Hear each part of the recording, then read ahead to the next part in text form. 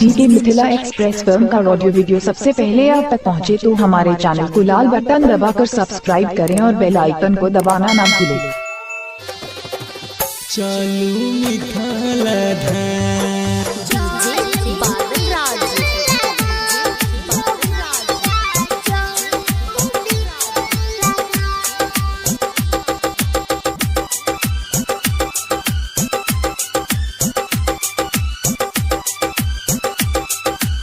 Music by नौनीत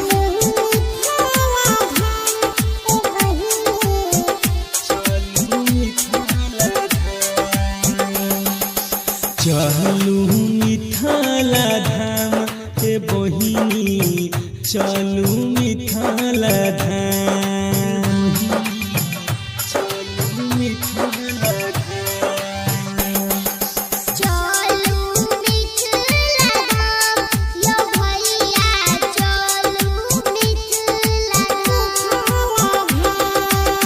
स्वर्ग से सुंदर लागई बहिनी स्वर्ग से सुंदर लागई बहिनी अपन टूटल मकान ए बहिनी अपन मिथिला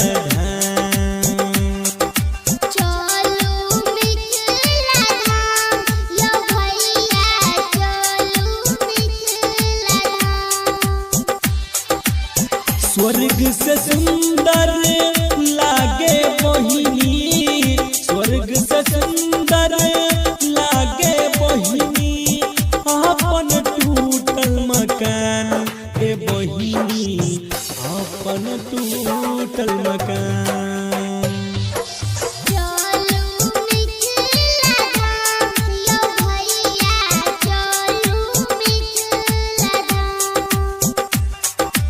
चलू मिथिला धाम हे बहिनी चलू मिथिला धाम। म्यूजिक बाय नौनीत राजा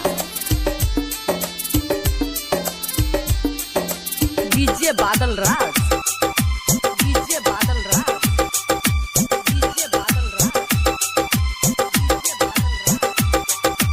चलू मिथिला धाम हे बहिनी चलू मिथिला धाम।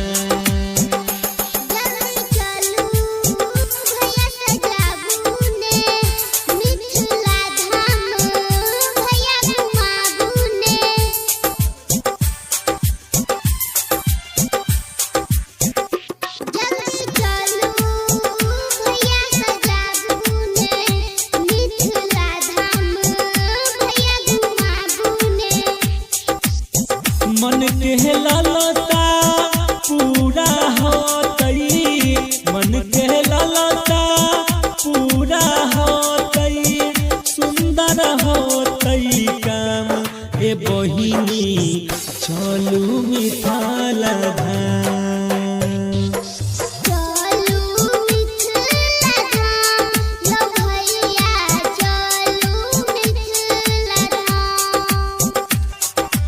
चलू मिथिला धाम हे बहिनी चलू मिथिला धाम।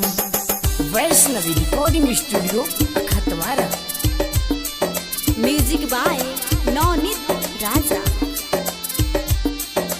DJ Badal Raj DJ Badal Raj DJ Badal राज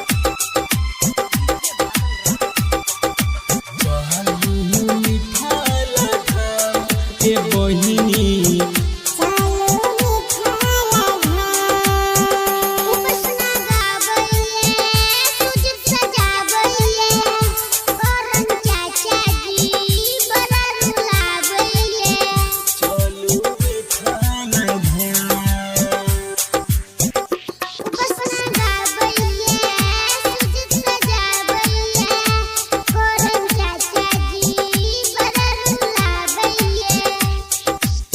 मन में मंदिर हमरो बसल छे मन में मंदिर हमरो बसल छे रहबै अपन गाम हे ए बहिनी चलू मिठाल धाम।